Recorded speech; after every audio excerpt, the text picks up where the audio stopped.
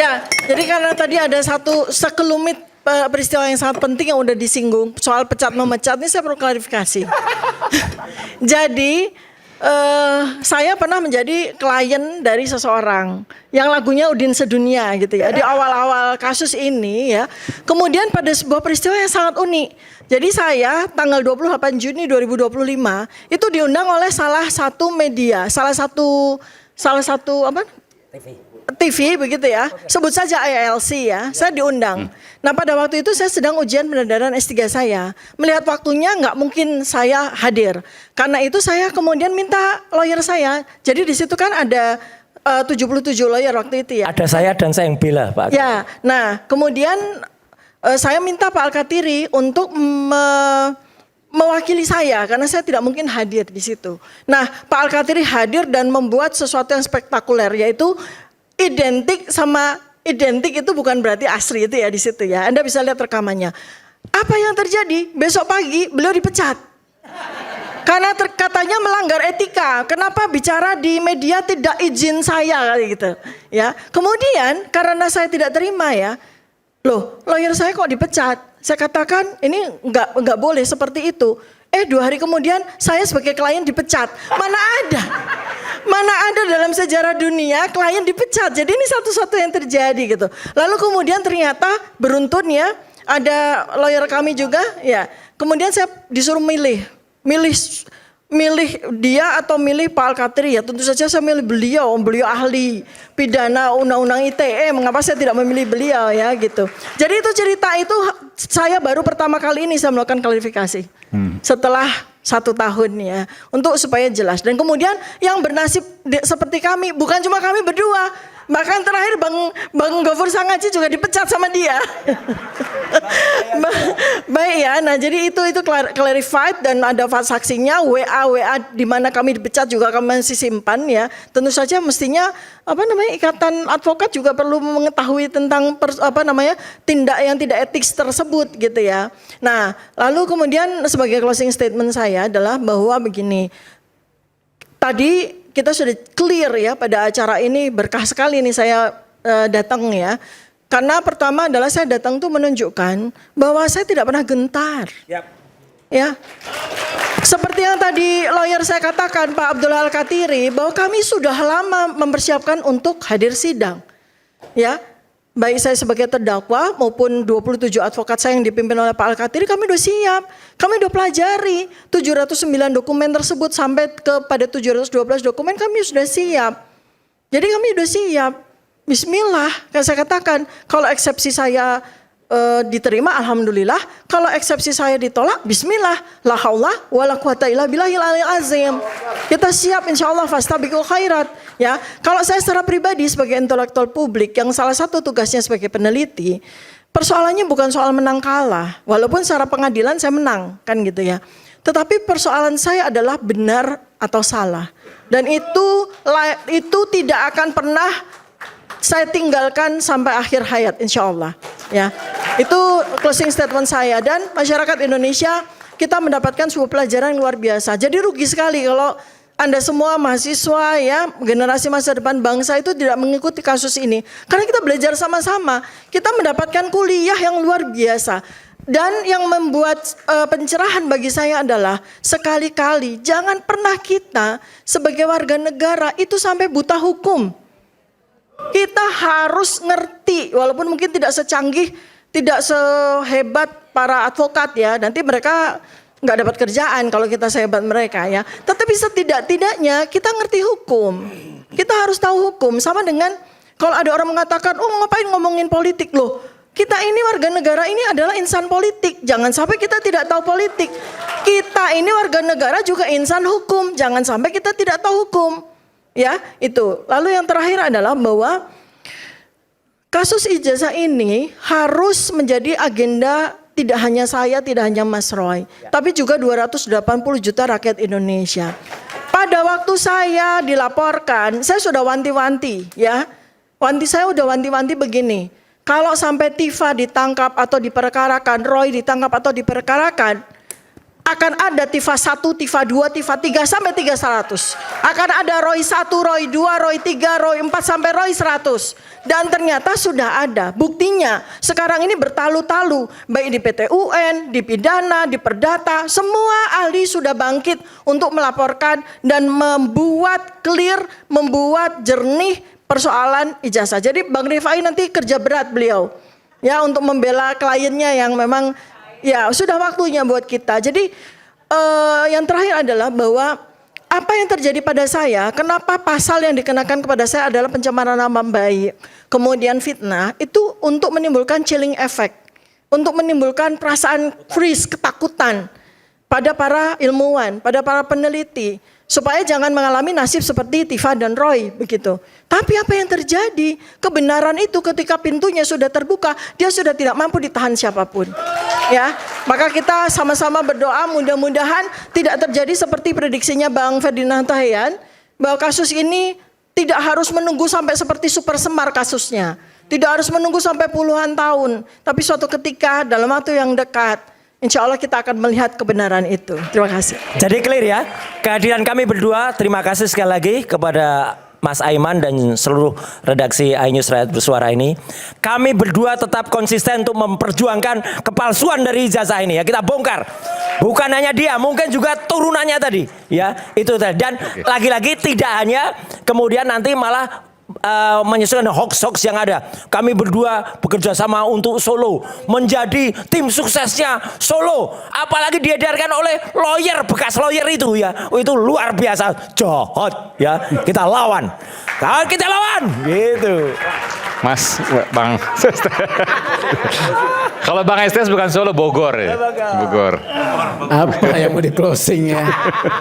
Jadi peradilan ini akan sederhana ya. Sederhana. Okay. Peradilan ini sederhana. Berbagai banyak argumentasi nanti akan dikanalisasi dalam tata tertib persidangan. Ya, mari kita ikuti ya. Apakah kasus ini akan berujung pada penghukuman atau pada bebas, ya kita ikuti di sana. Itu saja. Terima kasih. Oke. Silakan Prof Gayus. Terakhir nanti. Ya, saya akan mencoba memberi pandangan saya. Apa yang diartikan berulang-ulang tadi, yaitu bahwa dakwaan JPU batal demi hukum. Dalam sebuah penegakan hukum ada dua pembatalan. Satu, batal demi hukum yang orang sebut sebagai null and void.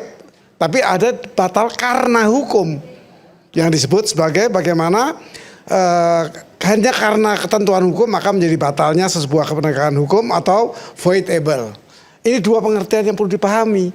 Karena kalau batal demi hukum, demi penegakan hukum dibatalkan, maka status terdakwa hilang karena batal demi hukum. Kalau karena hukum? Ya karena hukum itu harus diproses. Tetap diproses. Ya diproses karena memang batal karena hukum mengatur seperti itu. Kalau batal demi hukum kembali ke nol.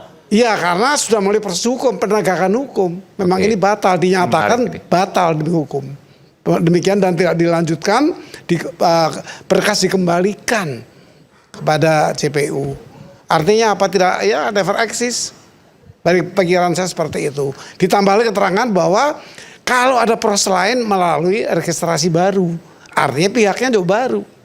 Gitu. Okay. Yang lama ikut serta kemudian kembali sebagai terdakwa, tidak seperti itu pandangan saya. Baik. Makasih. Baik. Pak Ugro mungkin sedikit saja. Terima kasih. Jadi saya meluruskan saja, misalnya ijazah itu tidak ada identik. Ijazah itu ya buktikan asli atau palsu. Otentik, boleh nggak disebut itu? Otentik itu biasanya misalnya Super Semar itu cari yang otentik mana kan masih susah seperti itu. Jadi beda-beda. Ya, jadi kalau SIM itu ya nggak ada SIM identik, nggak ada. Ya. Asli atau palsu gitu? Ya asli atau palsu udah itu. Jadi jangan dibawa ini identik nggak ada. Yang kedua misalnya ijazah dianalogikan dengan ada korban apa ditemukan mayat dan sebagainya. Inilah kejelian polisi-polisi yang memang pintar-pintar itu. Kalau menemukan mayat bayi di pinggir jalan itu pasti ada dugaan pidana. Tapi kalau ditemukan orang tua di sampingnya ada gerobak, ini mungkin pemulung. Ya itu nggak perlu diotopsi, dilihat sakitnya apa di luar, ini sakit karena usia dan sebagainya. Tapi kalau bayi dikirim nanti ke mana? Ke rumah sakit, perlu visum luar atau visum dalam. Nah kalau bayi ya harus visum luar dan visum dalam. Berarti butuh keterangan ahli, ahlinya apa? Ahli forensik seperti itu. Ya, jadi tidak bisa dianalogikan seperti itu. Nah saya yang terakhir kaitan pasal 75 ayat 4. Jadi jangan lupa bahwa kaitan dengan memperbaiki dakwaan. Jadi tidak ada membuat dakwaan baru, tidak saya temukan di KUHAP. Membuat dakwaan baru, tapi memperbaiki dakwaan itu masih dalam taraf jaksa mengajukan berkas perkara pengadilan, kemudian surat dakwaan tadi mungkin ada kekurangan sesuai dengan pasal 75 ayat 2, ada nama, tanda tangan dan sebagainya situ. Nah hakim melihat perlu diperbaiki. Nah hakim sudah menentukan, setelah diperbaiki, hakim menentukan sidang tanggal 15. Nah tanggal 8 perbaikan sudah masuk, itu 7 hari, kuncinya di situ. Ya. Kemudian kalau dengan putusan sela ini 206 yang tepat. Ya. Tapi 206 kan dinyatakan dakwaan jaksa terhadap berkas perkara Dr. Tifa dinyatakan batal demi hukum. Jaksa diberikan perlawanan ke pengadilan tinggi. Ya, jadi tidak dikatakan membuat dakwaan baru. Ini dakwaan batal demi hukum, ibarat mobil tabrakan hancur total, nggak mungkin diperbaiki. Udah selesai gitu loh. Jadi bisa ngajukan banding ke pengadilan tinggi. Jadi itu supaya jelas tidak membingungkan ini pasal 75 ayat 4 atau pasal 206. Yang jelas ini pasal 206. Itu saja, terima kasih. Oke, Pak. Terakhir, Bung Ferdinand, Terima silakan. kasih Mas Aiman. Saya sedikit mau menjelaskan tentang penerapan KUHAP supaya masyarakat kita juga mendapat pencerahan. Soal status terdakwa, ketika putusan ini telah diputuskan secara putusan sela, maka dinyatakan di sana batal demi hukum. Yang pertama itu sebelum kita bicara apakah status terdakwanya hilang atau tidak, atau nanti dalam dakwaan baru ini status saya apa, kata Dr. Tifa. Tentu kalau kita bicara KUHAP statusnya akan kembali menjadi terdakwa dengan dakwaan yang baru. Tetapi yang paling penting kita persoalkan sekarang adalah kapan pasal 206 itu bisa dipergunakan dan kapan pasal 75 ayat 4 itu dipergunakan oleh jaksa. Sepemahaman saya, ketika putusan itu menyatakan batal demi hukum, maka yang patut dipergunakan itu adalah pasal 206. Apa itu isinya? Jaksa harus melakukan perlawanan Oke. ke pengadilan tinggi, bukan memilih pasal 75 ayat 4 melakukan perbaikan terhadap dakwaan. Persoalan berikutnya kembali, Perlawanan bentuknya apa? Perlawanan bentuknya apa? perlawanan itu banding istilahnya. Perlawanan kembali ke pengadilan Putusan tinggi. sela itu bisa dibanding? Bisa ke pengadilan Oke. tinggi. Ketika jaksa benar-benar yakin kami tidak salah menyusun dakwaan. Pertanyaan berikut adalah yang paling kita harus khawatirkan, bagaimana kalau ternyata setelah jaksa meregistrasi mendaftar ulang perkara dengan dakwaan yang telah diperbaiki, ternyata masih tidak cermat memenuhi pasal 75. What's going on? Apa yang akan terjadi? Nggak ada putusan sela lagi kan? Pertanyaannya di situ, apakah hakim akan terus menyidangkan perkara ini, memeriksa pokok perkara dan ternyata putusan di belakang nanti menyatakan, kan teman-teman ini pasti akan eksepsi toh? Eksepsinya ternyata diterima. Jadi pokok perkara yang diperiksa ini semua jadi apa? Jadi gorengan gosong.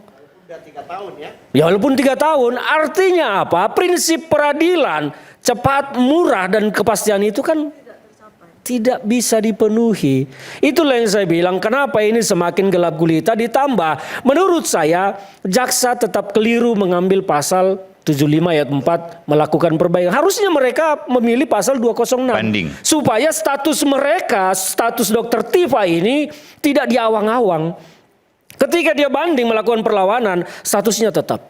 Tidak seperti sekarang, statusnya ini kan status terdakwanya Tapi hilang nih. diterima oleh pengadilan dan kemudian akan Di pengadilan disidangkan. kita kan tidak tahu nanti, kalau itu kan wajib diterima, diregistrasi. Harus diterima, tetapi ketika dakwaan dibacakan nanti kemudian teman-teman melakukan eksepsi. Keberatan. Dan ternyata dakwaan itu pun belum cermat memenuhi pasal 75. Apa yang akan terjadi? Kan pertanyaannya itu, apakah hakim akan mengatakan contohnya nih, konyol-konyol nih, bego-begonya. Ternyata dalam perbaikan itu setelah dinyatakan perbaikan, tetap substansinya sama identik dengan yang pertama. Oke. Apakah hakim akan memeriksa atau hakim akan mengatakan, jaksa lu bego begini, mohon maaf. Ya udahlah kita harus akhiri di sini. Kalau ternyata ini kan jaksa sekarang menyatakan memperbaiki. Ya. Ternyata mereka kita anggaplah hilaf, perbaikannya tidak memenuhi syarat. Oke. Pasalnya rezim yang digunakan tetap rezim KUHP baru di dakwaan primer, rezim KUHP lama di dakwaan alternatif. Kan artinya kan tidak memenuhi syarat juga. Ini bagaimana nasib persidangan ini? Kan pertanyaan Jalan itu. tapi hambar dan sudah ketahuan. Ya nggak udah hasilnya. gunanya jalan. Tapi harus dijalankan. Ini kan jadi buang-buang waktu kita semua dan rakyat Indonesia ini akan diberikan suguhan tontonan yang apa kita bilang? Kita bilang lucu nggak juga? Kan sedih juga kita melihat persidangan yang tidak berguna. Iya kan? Ini pertanyaan bagi kita. Ini ke depan juga supaya menjadi perhatian bagi teman-teman kita di pemerintah maupun di legislatif yang membuat undang-undang. Karena dalam eksepsi ini setelah dinyatakan batal demi hukum juga tidak ada diatur di dalam KUHP batas waktu jaksa harus mengajukan perbaikan atau harus mengajukan perlawanan. Nggak ada. Tapi Anda setuju bahwa putusan yang sudah dibacakan oleh hakim putusan setelah itu ini membatalkan semua proses hukum yang ada? Saya tidak bersepakat dengan itu. Karena hak penuntutan tidak gugur. Tetapi ini menjadi semakin kabur, semakin tidak jelas ketika jaksa memilih pasal 75 ayat 4A memperlakukan perbaikan dakwaan. Karena mereka seharusnya melakukan banding perlawanan untuk mempertahankan itu. Tapi ketika mereka memilih pasal 75 ayat 4A, maka ini semakin kabur, semakin tidak jelas. Karena kita tidak tahu yang dia ajukan itu, perbaikan itu sudah akan memenuhi pasal 75 atau enggak. Oke, nanti di dalam kita lihat KUHP sama-sama. soal syarat-syarat dakwaan. Baik. Ini yang tidak jelas. Makanya nanti ketika teman-teman melakukan eksepsi terhadap perbaikan itu, atau malah konyolnya jaksa mengatakan telah melakukan perbaikan ternyata masih sama dengan yang lama, kita kan disuguhi tontonan yang tidak karu-karuan. Karena KUHP mengatakan dia harus diperiksa tetapi putusannya di belakang. Tidak lagi ada putusan sela. Jadi ini juga harus menjadi perhatian bagi pemerintah, Kementerian Hukum maupun teman-teman di DPR menyusun undang-undang supaya ada kepastian-kepastian yang diatur supaya tidak ada status-status seperti ini. Baik. Ini ngambang semua jadinya. Baik. Ngambang semua. Makanya saya katakan perkara ini tidak akan pernah menemukan kebenaran materialnya.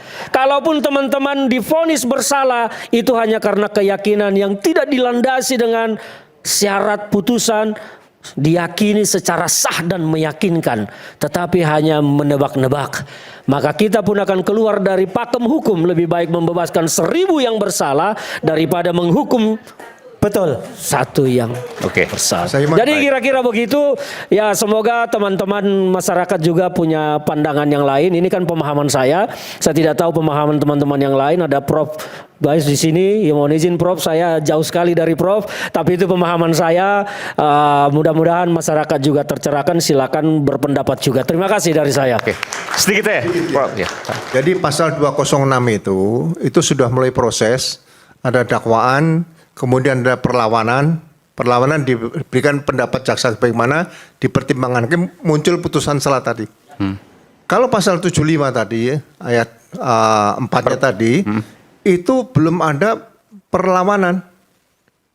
Jadi itu kalau diajukan perbaikan, hanya nama, tanda-tanda sebagainya, kemudian kalau ada keberatan dari terdakwa atau advokatnya, itu nanti tetap dilanjutkan sidang, kemudian ditampilkan nanti pada saat putusan akhir. Iya. Itu saja. Jadi sekali lagi yang tepat adalah 206 bukan 206 75 betul. ayat Baik. 4. Dia harus melakukan Harusnya perlawanan pengadilan berupa banding. Banding ke di pengadilan tinggi. Betul sekali. Oke. Jadi bukan memilih 75 ayat 4 itu. Maka 754 itu semakin membuat perkara ini tidak jelas.